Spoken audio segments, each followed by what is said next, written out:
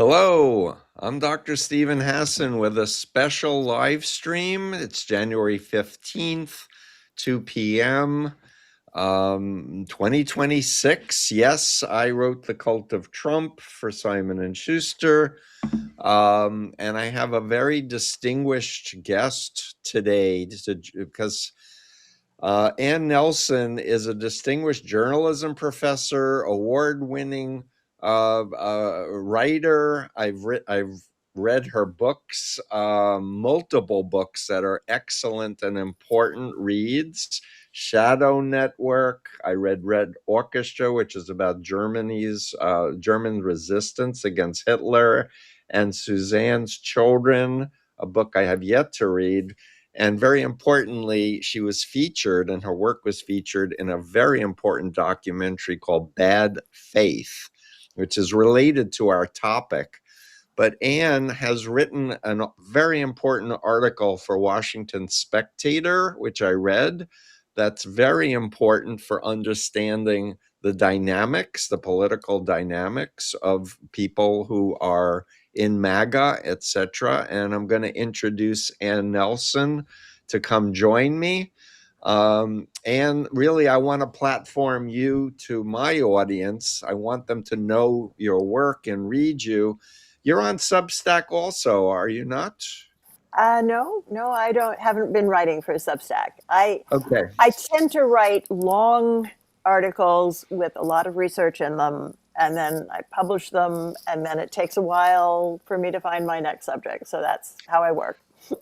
But people, you need to understand Anne is the real thing when it comes to journalism and ethics and sourcing facts and getting things correct before being public. I really admire you, Anne, so much. And I would like to now pass the baton to you to explain this very important article. We've shared the link in the promo for this, and we will add the link to the recording. But tell us what you've been working on and what you've written. We'll get Yeah. into it. So for the last 10 years, I've been writing about the way that the right-wing political movement that's become MAGA has been exploiting religious communities, and beginning with the evangelicals and fundamentalists who opposed the integration of schools in the 1970s and 80s and founded an organization to take over media, to infiltrate churches, to seduce and in many cases betray and bully pastors in order to achieve their political ends. And these political ends have been pretty much to eliminate taxes for wealthy individuals and corporations, and to eliminate regulations for environmental safety and worker safety and other areas that help our citizens. Right. And then they kind of drum up these issues, some of which are invented, and really use them to distract people from what really matters in their daily lives. So for years now, I've been reporting about the Southern Baptists and the Pentecostals and the various religious denominations that have been subject to this. Mm-hmm. And as you say, Bad Faith was a documentary that's available now on Amazon Prime and various other places. But last year, I was able to travel to screenings and spoke at over 30 screenings in 18 states. And it was a great opportunity to really meet and listen to people in different parts of the country, including in Baptist Church in Texas and Church of Christ in Omaha and the B'nai Emuha Synagogue in Tulsa, where 700 people came to the screening and really understood how faith and institutions of faith were being manipulated. So Right. Pardon? No, I just said right. Yeah. This whole notion of religious freedom has been co-opted to give them license to politic and to do all kinds of bad stuff. Right. And along the way, they really open the doors for repressing other forms of religion and other freedoms related to religion. And that has been a hallmark of this administration, especially the second Trump administration.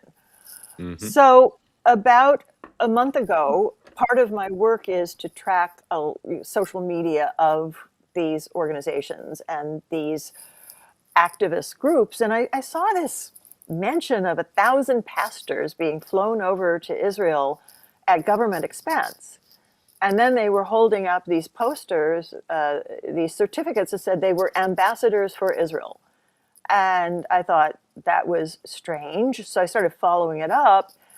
And it turned out that the pastors and religious leaders from the MAGA religious right forces had joined with some of Trump's former digital activists and political organizers to spend Israeli government money on creating an information campaign directly targeting Protestant congregations in the Southwest.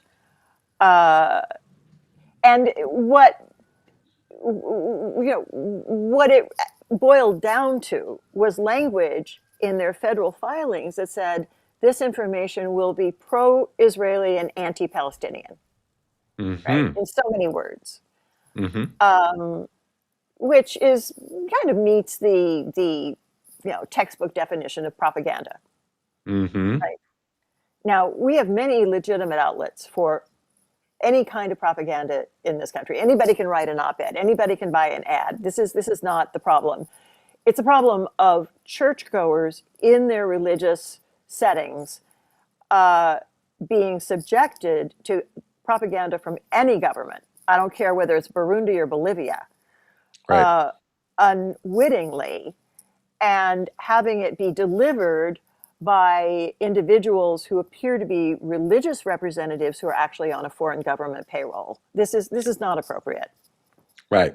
It's So that's the unethical. subject of my Yeah, pardon. it's totally unethical. And there used to be a law that prohibited ministers to do anything with politics to their parishioners because it was understood that people would be influenced heavily, right, by their pastor or by their rabbi.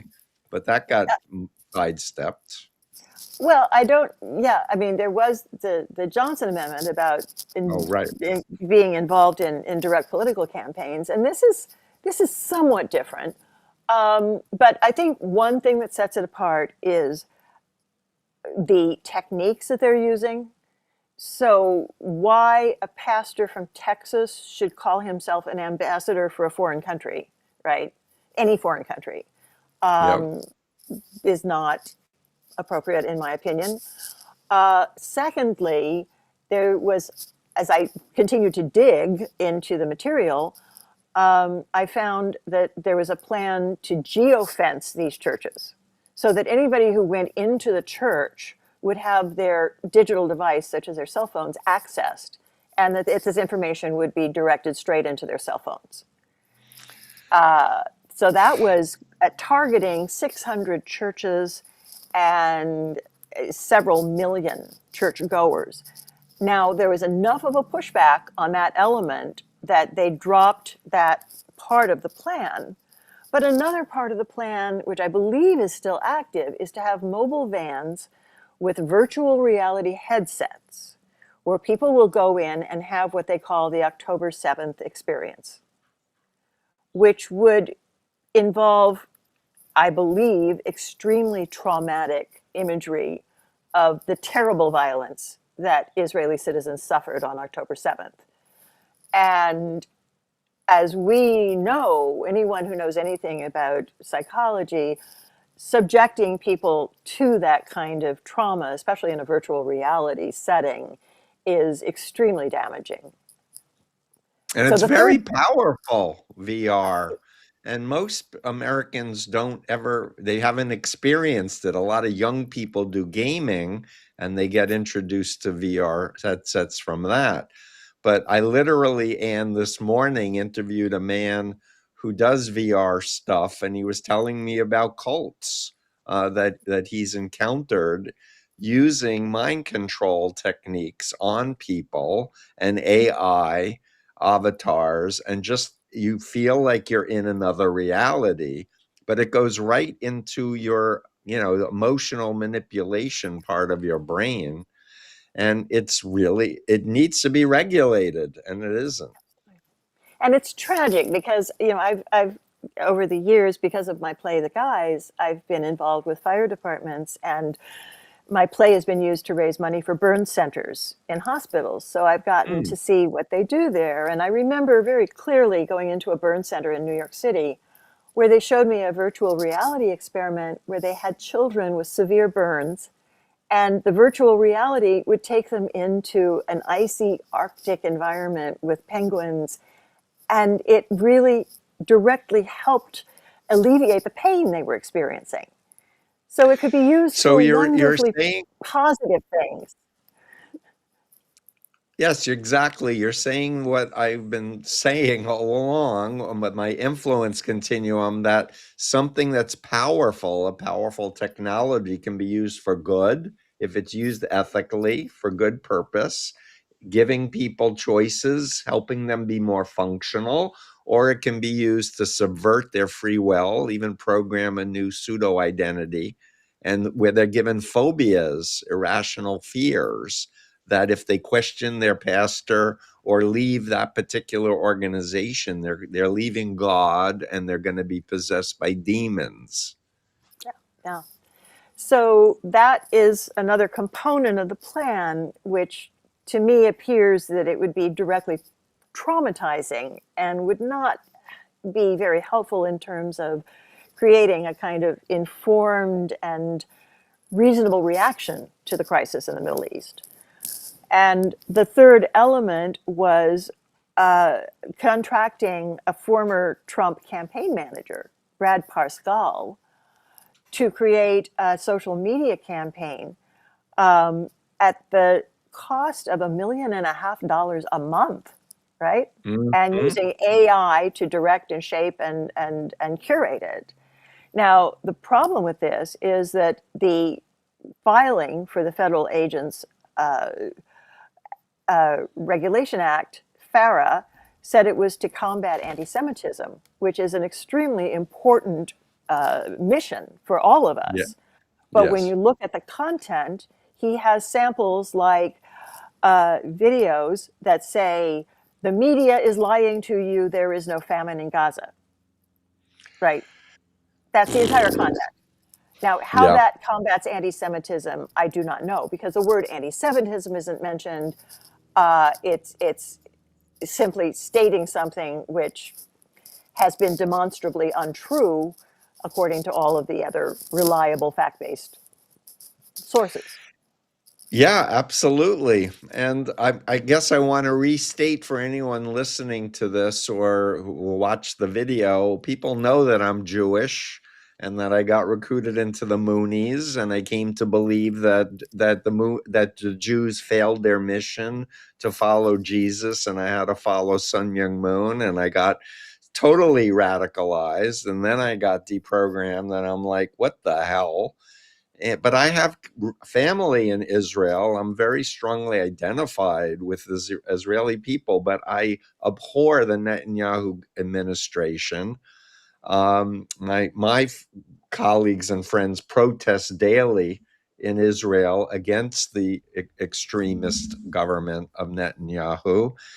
But coming back to Americans and understanding, how could people believe what they believe?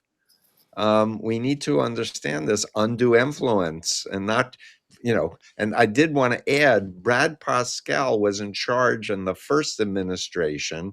And I read a book by a Facebook whistleblower, Susan Wynne Williams, I believe is her name, who Mm-hmm. said he was working with Facebook internally to use data hacked by Cambridge Analytica Yeah, to target people, millions of Americans, to get them to vote for Trump yeah. or to not vote at all, for Hillary. So Brad Pascal has a long history, in my opinion, of undue influence using the digital sphere to bend people's emotions and their beliefs. I was surprised to learn that he started doing website work for the Trump organization in 2011. Didn't know that. Yeah. So these are people, you read Brad Pascal's story, and he was very involved in Trump's digital campaign in 2016 and then again in 2020. Then he was involved in setting up the famously failed Tulsa rally for Trump. Mm.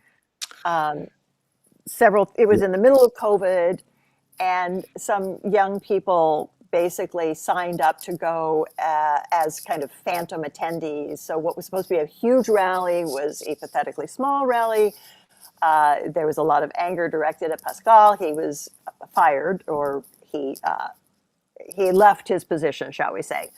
Right. And then, interestingly enough, he stated that he found Jesus, and he is currently serving as a chief strategy officer for Salem Media. So Salem has been part of the MAGA movement in terms of a massive, massive media conglomerate. Really, they started building out this audience for decades, and they're very much directed at the fundamentalist religious right and give a platform, often in the guise of journalism, where they'll give something a title that sounds like a journalism program, and then it is entirely one-sided. There will never be a favorable comment about a Democrat. I've watched hours and hours of their programming, and it's all pro-MAGA. So let me just say for my listeners, I wish I had known you when I was researching the cult of Trump. I wish I had read Shadow Network, because I didn't add the Council for National Policy, which is what people need to read this book. And that private right-wing organization gave the founding editor to the Moonies newspaper, the Washington Times, James Whalen. And the Moonies, Washington Times, according to David Lipsky, has been the single biggest purveyor of climate science denial since it was created. So fossil fuel industry love the Moonies and the Washington Times. So I'm just trying to link some of your research with my lived experience and some of the interviews I've done. We're going to open it up for questions in a few minutes, but Anne, anything else you want to say before we start responding to questions? Well, part of the complication of this story is the question of motivation. Mm-hmm. Now, my sourcing on this story was very heavily the Israeli press, which reported on the funding allocations. And by the way, I hope your listeners understand that what I write is very heavily sourced. So if they want to see the original articles, the links are there. You can read it for yourself. And then also the American right-wing religious press, where they're basically presenting their own case in their own words. So it's out there. It just hasn't hit the big media organizations in the United States. And it also, I have to say, when I was working on the story, it took weeks, and I kept thinking, I'm going to get scooped. Somebody, like one of the big papers is going to find this, and actually that didn't happen. My piece is the first and only piece on this phenomenon.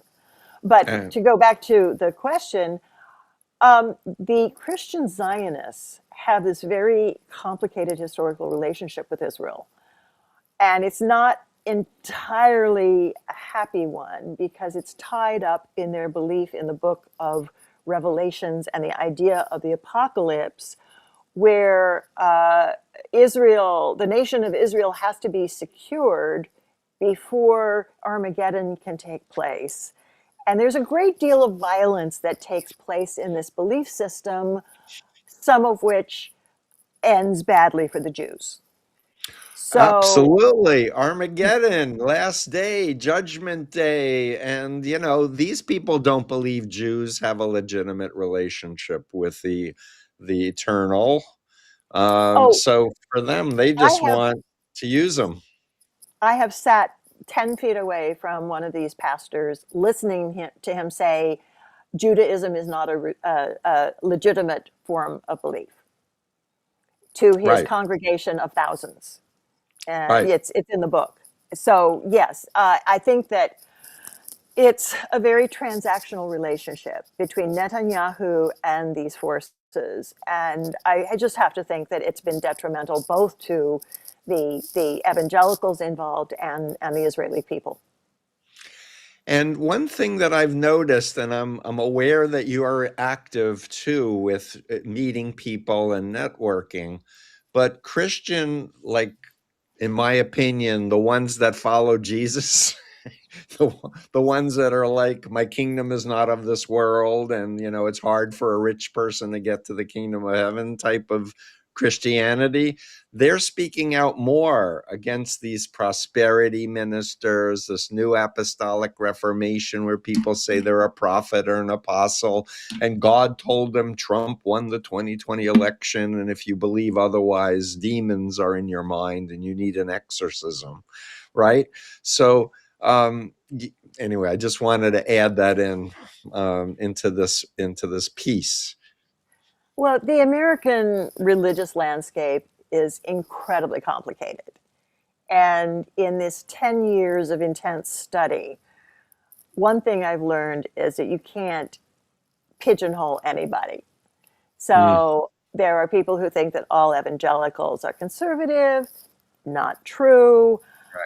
I mean, there are all kinds of generalizations, and all that they do is damage to our more sophisticated understanding. And what's so sad about this situation for me is that it's it's creating sharper divisions both within the Christian and the Jewish communities, and creating adversarial relationships, much right. of it based on misinformation, right? Yeah, exactly. In your piece, you wrote about a controversy at Turning Point USA. Would you mention that now? Well, yeah, I mean, we're really starting to see unusual divisions in the MAGA organizations. Now, Turning Point USA is another was founded by Charlie Kirk, another member of Right, the Council for National Policy, funded by with seed funding from the Council for National Policy member. So it's very much part of this club, as is the Heritage Foundation, right, another core member. And Heritage Foundation, as we all remember, oversaw the creation of Project 2025, which has been the plan to dismantle the US government and much of American society. But in right. both of these organizations, there have been very sharp divisions very recently over the issue of Israel.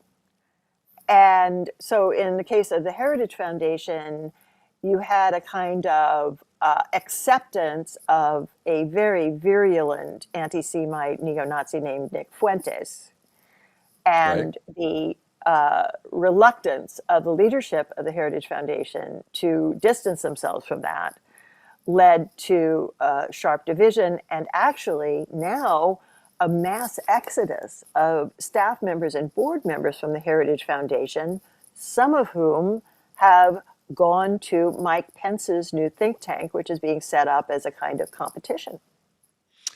Interesting. So Mike Pence is still around, I guess. Well, I think he's trying to set up a different pole of conservative thought, and it'll be Mm, very interesting to watch. In terms of Turning Point USA, after the murder of Charlie Kirk, actually new members and millions of dollars poured into the organization.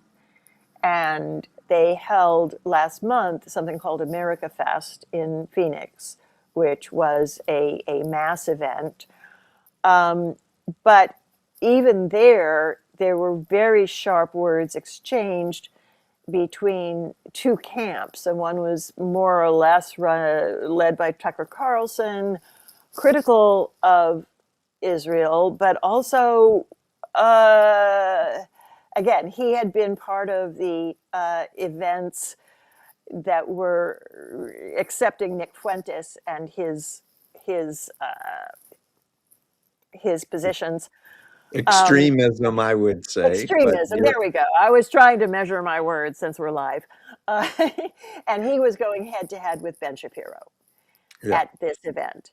So Hmm. in both of these organizations, Heritage and Turning Point USA, you have Israel all of a sudden serving as the hot point. And some of it is driven by erratic behavior. Let's say Candace Owens, who's been increasingly erratic, Mm. and she has been leading a movement away from the current leadership of Turning Point USA. But what I found in listening to some of the focus groups that Charlie Kirk led was that some of his young followers were saying, wait a minute, we've seen footage of Gaza on our social media, and it's not right. I mean, this level of destruction, the withholding of food and medical care, some of the civilian targets, uh, we can't support that. Right. So that appears to be one of the main impetuses for Israel to join up on this in this effort. You're a lot more careful with your language than myself because I'm much more critical of the Netanyahu and his extremist religious right, who I might add think I'm not a Jew because I'm not Orthodox and I'll drive to temple to do Torah study. So I'm not kosher to them. I'm not Jewish. The rabbi, conservative trained rabbi of my temple of 26 years, is not accepted because she's a woman and she's Oh, conservative. But she's orthoprax, by the way. She'll walk on Shabbat. She's very strict that way. But these extremists look at people like us who believe in gay rights and women's rights as heretics. Like we're off, and that's not okay. It's not my understanding of Judaism. We're all one. We're supposed to love each other. We're supposed to lift each other up and help each other stay safe.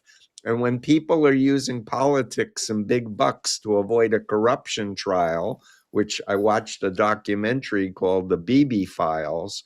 If you haven't watched it, I highly recommend it. It's leaked footage of the corruption files of Netanyahu. And at the end of this documentary, and they talk about Netanyahu giving $1 billion through Qatar to Hamas to fund them because he wanted to split the Palestinian Authority from Hamas. So beware anyone who says they're the Messiah, because I'm hearing people refer to Netanyahu as the Messiah. Beware of any ideology that's black and white, all or nothing, good versus evil, us versus them, because that's from the T, thought control, of my BITE model of authoritarian control. And it's like, let's be love based. Let's be serving and helping the oppressed and not being the oppressor. Like, this is not the Judaism I grew up my entire life believing in. yeah, and so many of my Jewish friends have noted that the MAGA fundamentalists and the extreme right wing Orthodox have more in common than they do with their co religionists. And I think the Yeah, other holds true too, because when my friends talk to me about tikkun olam and mending the world, that makes perfect exactly. sense to me as Yeah, as a practicing Episcopalian. yeah, Um, and this whole idea of the kind of violence that the right wing fundamentalists who labeled themselves as Christians, and they have the right to do that, but they seem to be very rooted in only a few books of the Bible. They tend to skip the New Testament, except for the apocalypse parts. right.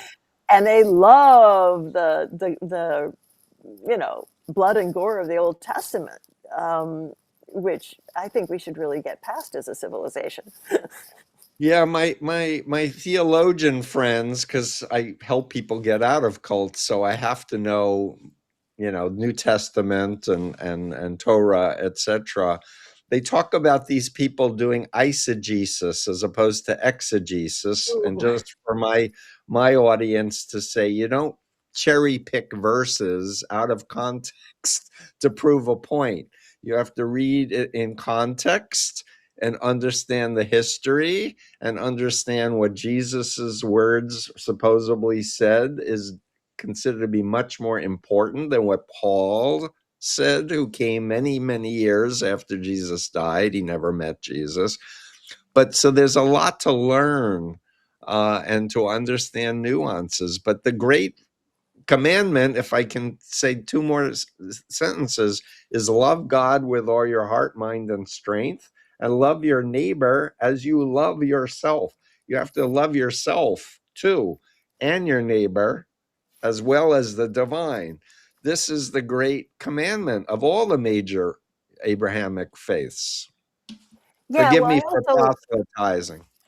well, no, I'll take my chance here. The other great verse is, "What does the Lord require of you? To do justice, love mercy, and walk humbly with thy God." Love And it. we have certain heads of state who are 0 for 3. Well said. And I talk about malignant narcissism being the stereotypical profile of all cult leaders. And I did chapter 3 with Trump and comparing him with Jim Jones and my former cult leader, Sun Myung Moon, and Hubbard of Scientology.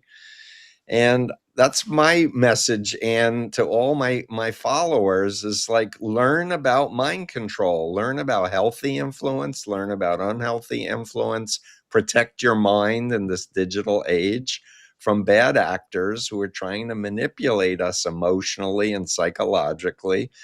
And as we're doing this live, literally in the last 24 hours, the Trump cult, forgive me, but I can't help it, uh, uh, took away $2 billion for mental health care and addiction services, and then just restored it, according Yeah. to the newspapers.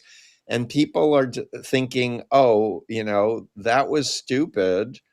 But for me, from my lens, I'm going, this is a brilliant brainwashing technique because it makes people anxious and uncertain that they're going to have a livelihood, that their loved ones who are suffering from mental health conditions are not going to get what they need. So even though it was a 24-hour or so thing, Yeah. it still serves the purpose of chaos, which makes people more susceptible to brainwashing and mind control. Yeah, I'm also very interested in their relationship to the religious text.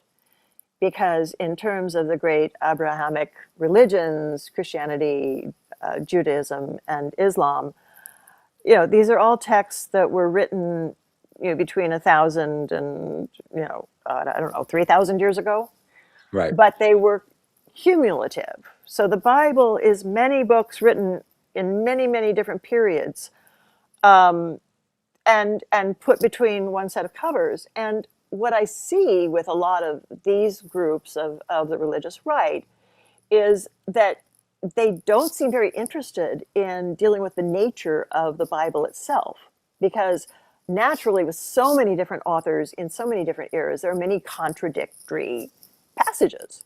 So Yep. they will take one verse and say, oh, this is the word of God, so it's ironclad. And in this particular case, in this story, what is very interesting is that they were lined up in Israel and kind of directed to chant that the Bible says that Israel includes Judea and Samaria, right? Hmm. Which is a way of coding the one state solution in biblical language as though the word of God insists upon it. Mm. And of course, if you go to a different book of the Bible, same Bible, it says that Israel extends to the Euphrates River. Well, Mm-hmm. goodness me, that includes Jordan, Syria, and parts of Egypt and Iraq. Good luck with that, guys. How does that work? Right?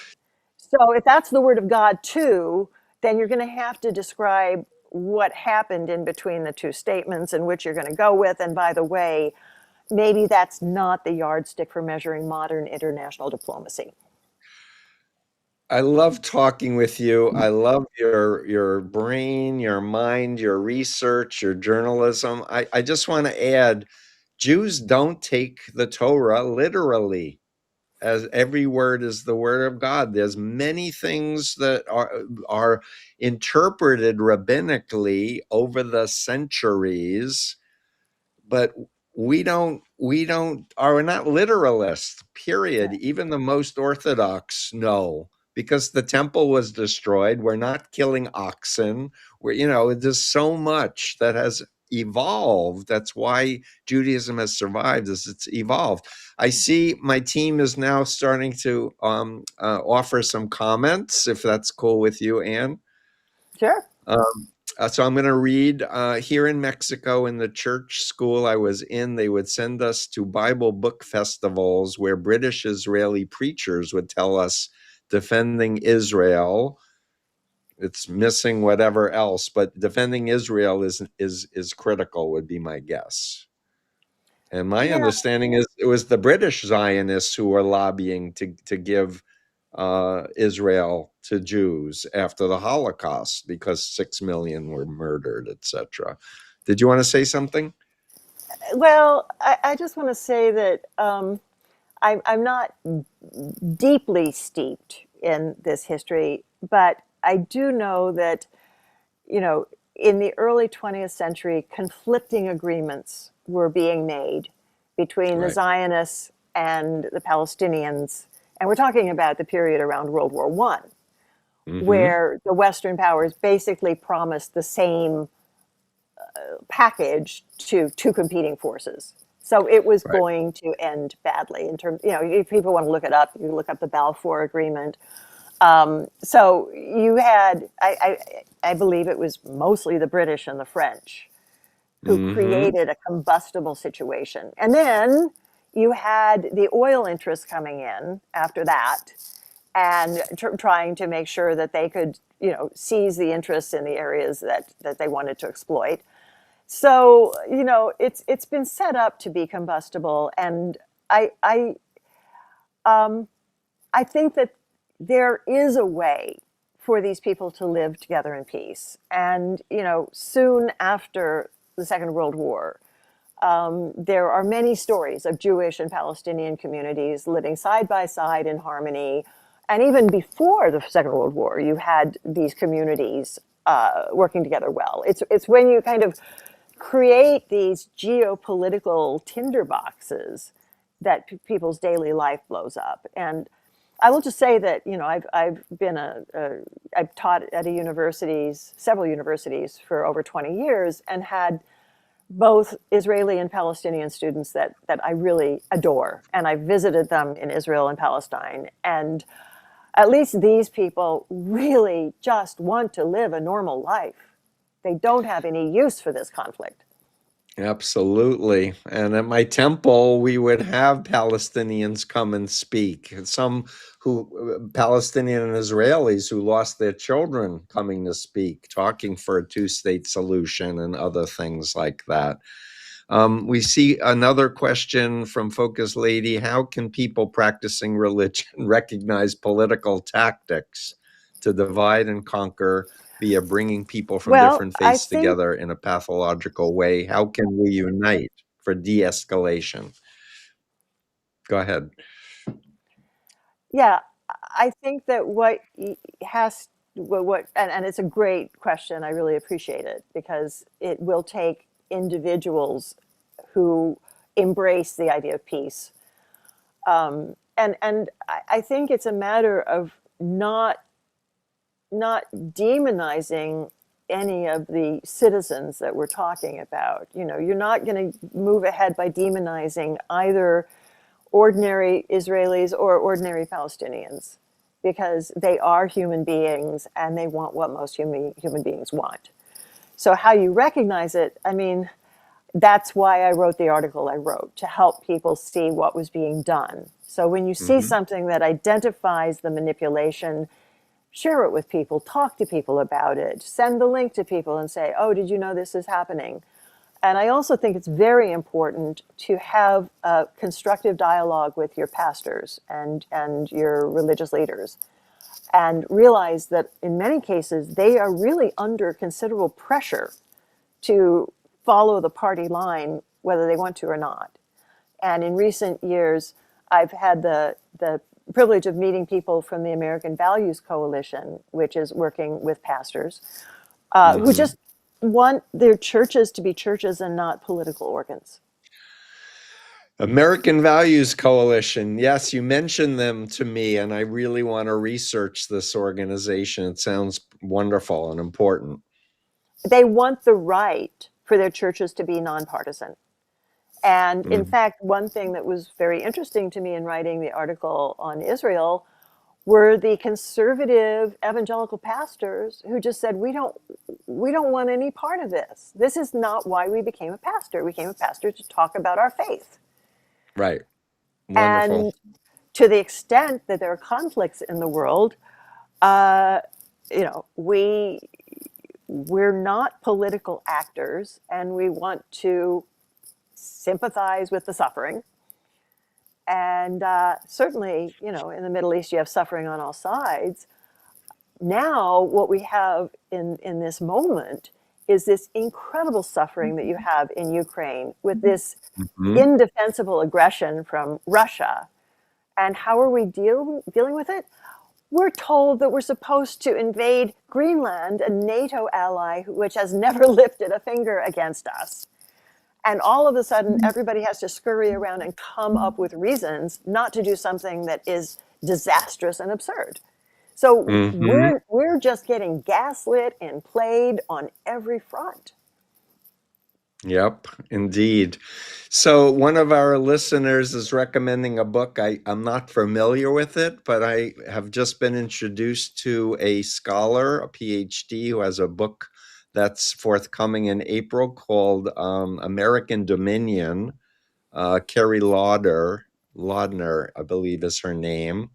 But there are many people like yourselves who've been researching this for a long time. Frederick Clarkson is someone I've known for 40 plus years.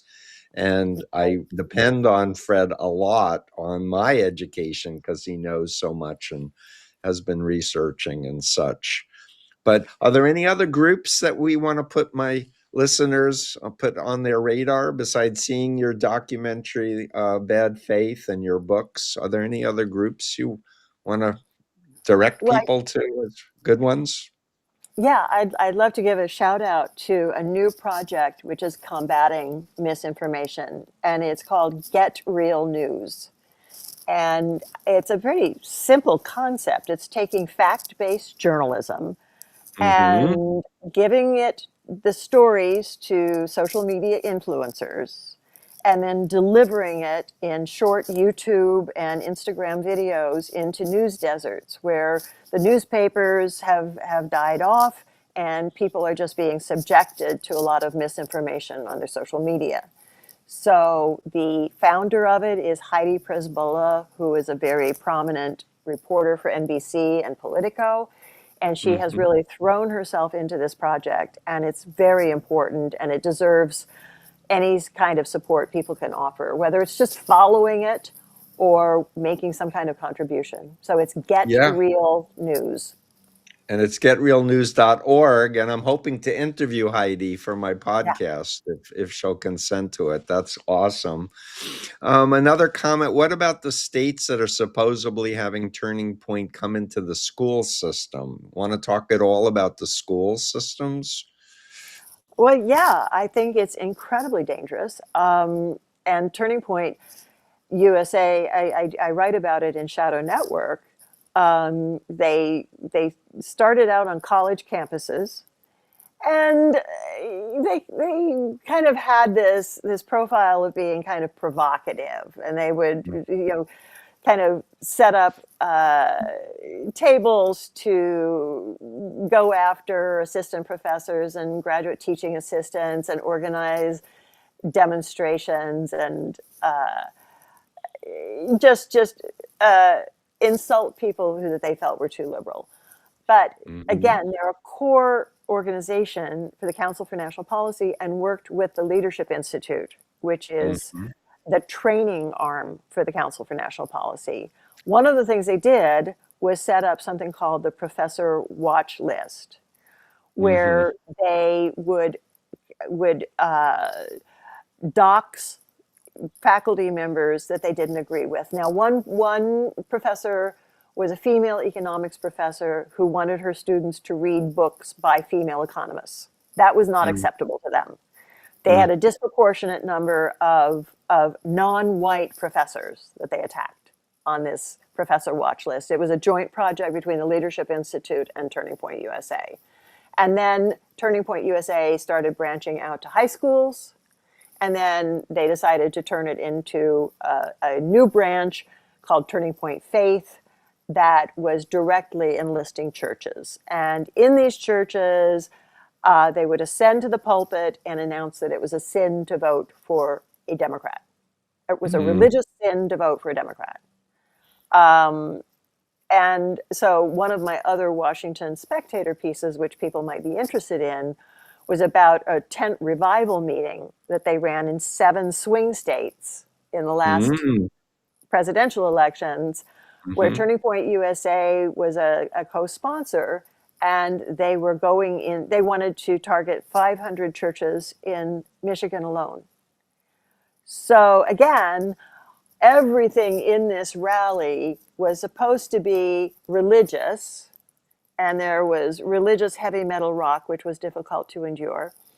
But there was also a lot of talk about how Kamala Harris was Jezebel and how the serpent and the Leviathan was going to consume people, and then just all kinds of untruths that were just spouted away. Yes. Um, so it And was and really, and Trump was King Cyrus. Let's not forget. yeah, yeah, of course, of course. I'm sorry for laughing, but yeah. Yeah. So it was, again, this really uh, terrible manipulation of people who came to the event, many of whom with sincere religious beliefs, Yeah. and we're just used shamefully. So going back into high schools, I don't understand. Well, I do know how this can be permitted because it's happening in states where the MAGA forces have taken over state government. That's where it's happening. That's where it's condoned and permitted. And until those states either change their state governments or they're subject to real federal oversight, you're going to see kids really dangerously indoctrinated in ways that are very prejudicial to our political system. Yeah, Frederick Clarkson told me about Project Blitz was the infiltration at the state level, telling people to join school boards and all of that. And then there was Project Blitz Watch to try to, make people aware. There's a couple of comments about Russia. I've written that Russia is the main puppeteer back 6 years ago in chapter 7 of The Cult of Trump. Um, but there's a thing I like to ask Anne, what's known about Russia courting American dominionists like Lance Wallnow? Do you have any comments about the Seven Mountain Dominionism? Because I certainly could say more, but please. Well, I will just say that one of the architects of, and maybe the primary architect of the Council for National Policy, was a man named Paul Weyrich. Right, And I found in researching my book that he had been commuting to Moscow in the early 1990s. And so there, I mean, just think that's 30 years ago. yeah, So he was building these relationships, and it was a period where you had the downfall of the Soviet system, and yet people like Putin came out of the KGB and right. formed these new alliances with the ultra conservative Orthodox Church.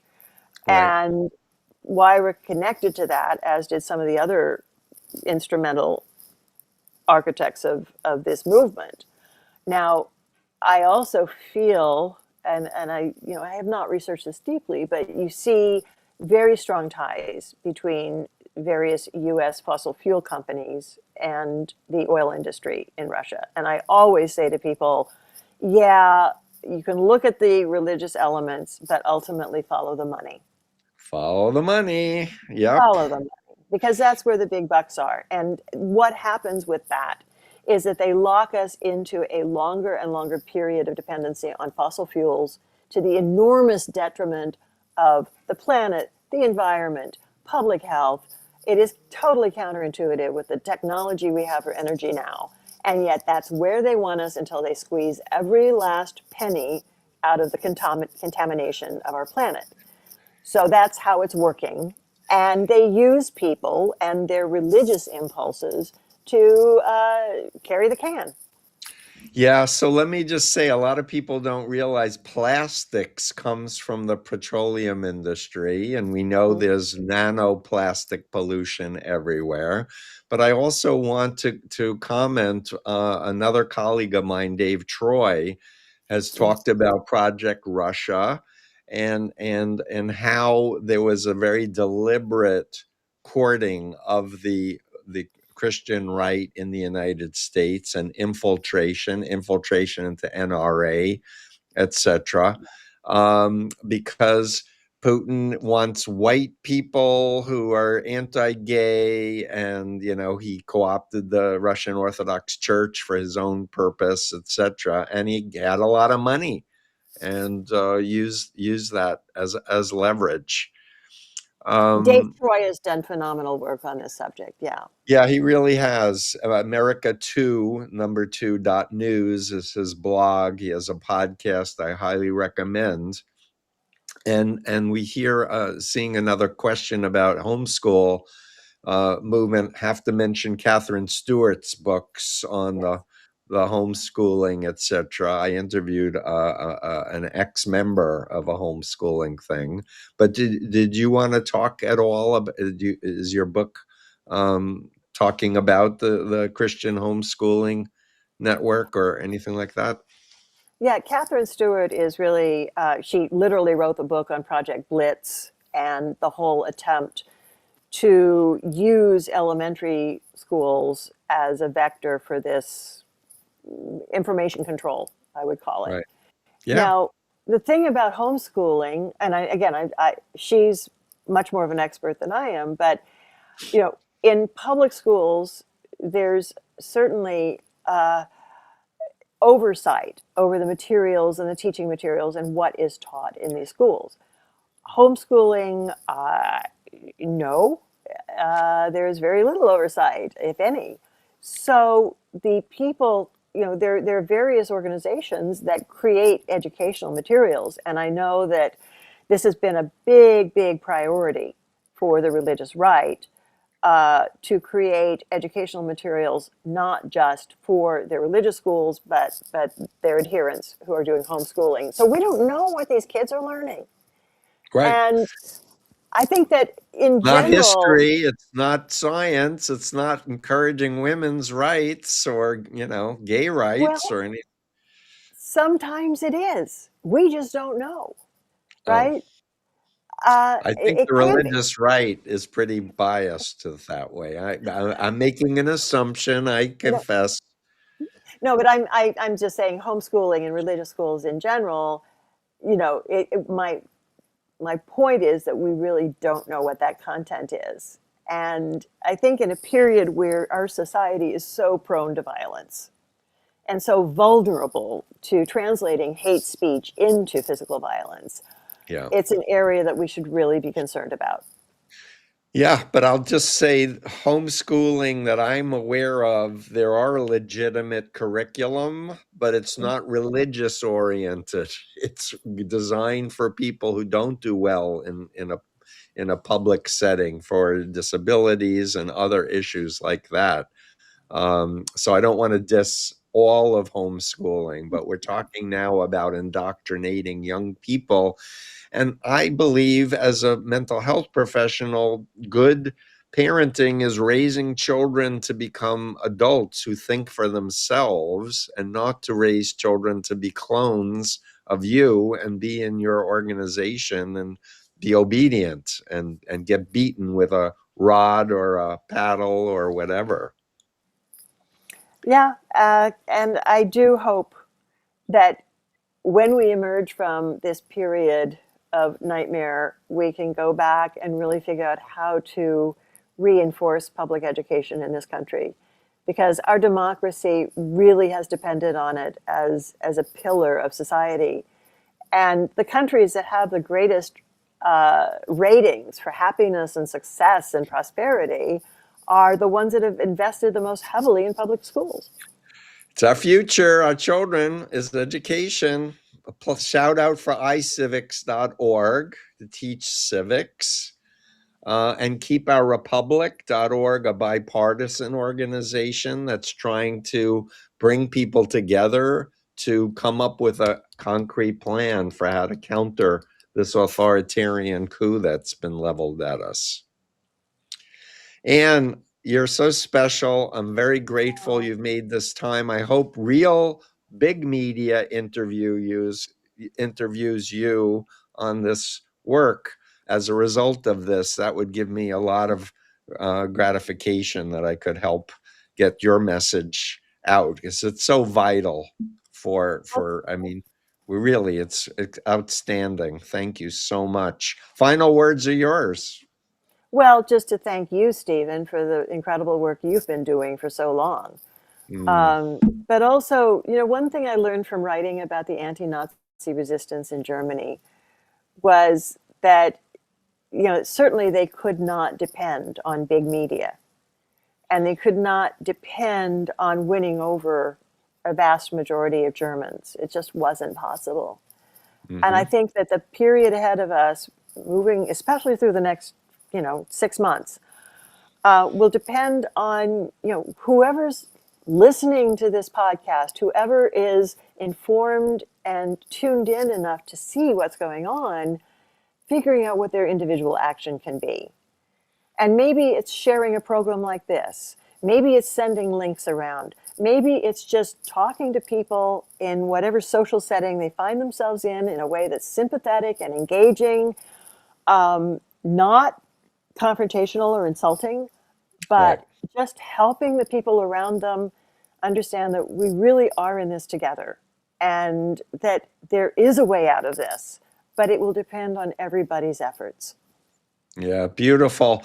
I'll just add, psychological warfare. William Lind paired up with Paul Weyrich, who you mentioned going to Russia, and they wanted to attack experts and science, right? And democratic institutions. We need experts with proven credentials, experience, integrity. Like, I want listeners to choose carefully their sources for who they depend on. And people like yourself, I look to, because I know you're fastidious about research. You've taught journalism, is it Columbia and a few other places. Like, this people, Ann Nelson is a model, and there's so much attacks now on press people. We need investigative journalism. It's critical for our freedom. So I did say it was your last words, but I added. So you get one more time, and I'll shut up. I won't. I just thank everybody who's listening. And I think that, listening to Stephen and work like this is part of the answer. So keep doing it, spread the word, and don't lose hope. Do your Don't part. lose hope. Yes. And we are more of us than them, and we have a lot of resources. People are our biggest resources, but we need to educate them to what the dangers are, who the predators are, and what are the actions that are going to have the most positive effect. And really organizing locally in real life, I think, is going to be absolutely vital for the coming months. I want to thank my team for doing this special live stream. Ann Nelson, Watch Bad Faith, Read Shadow Network, Red Orchestra, Suzanne's Children. What am I missing? Washington Spectator Spectator, Pieces. yeah. We have the link that will be. So share it widely, folks. Read it and share it and ask if you have a MAGA person, just say, I really would like you to read this and get your opinion. I'd really like to hear your thoughts on this. And listen, don't get into an argument. Just build a relational conversation that goes on over time. So thanks again. We're going to sign off now. Thanks, team. And thank you, Ann. Thank you.